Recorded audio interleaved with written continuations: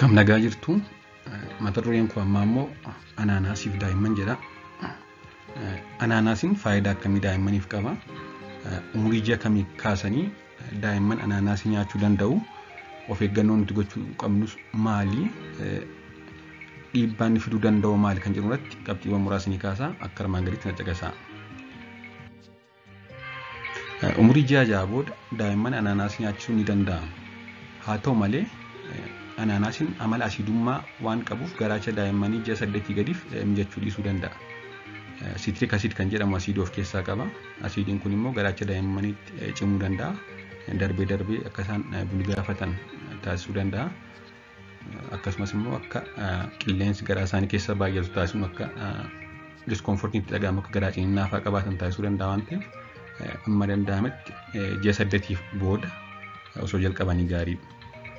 Kana malees gogaan qaama isaanii naannoo daayipparii, gogaan qaama daa'immanii naannoo daayipparii itti hidhamu akka madaa'u taasisuu danda'a waan ta'eef erga nyaata dabalataa biroo sirriitti jalqabanii booda osoo jalqabanii gaariidha anaanaasii. Kana jechuun daayippar darmaataayit kan jedhamu jira. Wanta kana fiduu danda'a jechuudha. Waan asiidummaa qabuuf anaanaasiin. Kanaafuu osoo xiqqoo turre naannoo ji'a 9, ji'a 8 jalqabnee gaarii ta'a jechuudha. Haa ta'u malee ji'a 6 booddee jalqabuun ni danda'ama daa'immaniif anaanaasii kennuun. Anaanaasiin akkasumas amala sansinaa'uu qaamaa fiduu qaba waan ta'eef jalqaba xiqqoo kennuun yeroo yeroon ilaalaa dabalaa deemuun barbaachisaadha. Anaanaasiin darbee darbee allerjii fiduu danda'a. Akka nyaatota hanqaaquu, aannan loonii, loozocholonii ta'uu dhiisuu malee darbee darbee daa'imman muraasa biratti allerjii fiduu waan danda'uuf jalqaba xiqqoo laannee yoo wanti kun isaanitti toleera ta'e rakkoo biraan finne ta'e itti fufuu qabna jechuudha. Yeroon kana jedhu daa'imman kuma tokko keessa daa'imman muraasa keessatti yoo fidedha. Akka waliigalaatti garuu suuta eegaluun gaariidha jechuudha. Kana malees yeroo kukkunnu, yeroo murmurru akka ujummoo qilleensaa seenuun daa'imman akka hin feene goone murmuruu qabna jechuudha. Tariitii yoo gurguddisnee murmurre akka wanti kun tasa ujummoo qilleensaa seenee akka daa'imman fe'aman taasisuu waan danda'uuf sirriitti murmurree sirriitti laaffisnee akka wanti kun isaan hin feene taasisuun barbaachisaadha jechuudha. Waa'ee of eeggannoo amma kana kaasne, waa'ee of eeggannoo fi yoomii kaasne daa'immaniif anaanaasii kennuu qabna kan jedhu.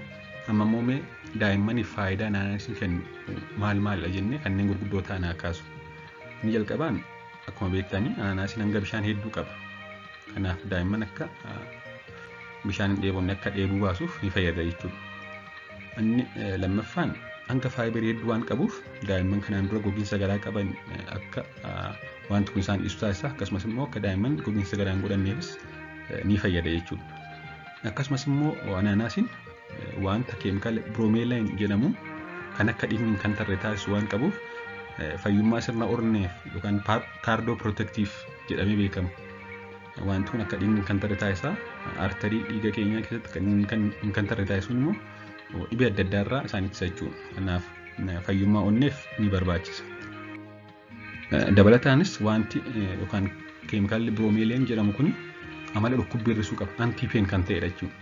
Akkasumas immoo amala madaan akka dafee fayyu taasisuu qaba waan ta'eef daa'imman yeroo dhukkubbii walitti dhaga'amu sababa ta'een akkasumas immoo yeroo utaalloo, dhukkubbii gurraa, dhibee sombaa, dhibee adda addaa yeroo qaban akka madaan sun dhukkubni sun akka dafee fayyu taasisuu amala akkasii qaba jechuudha.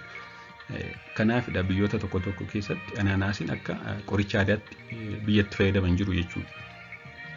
Inni garbiraan immoo hanga vaayitaamin C hedduu waan qabuuf ittisoo qaama daa'immanii cimsuu keessatti gahee guddaa taphata.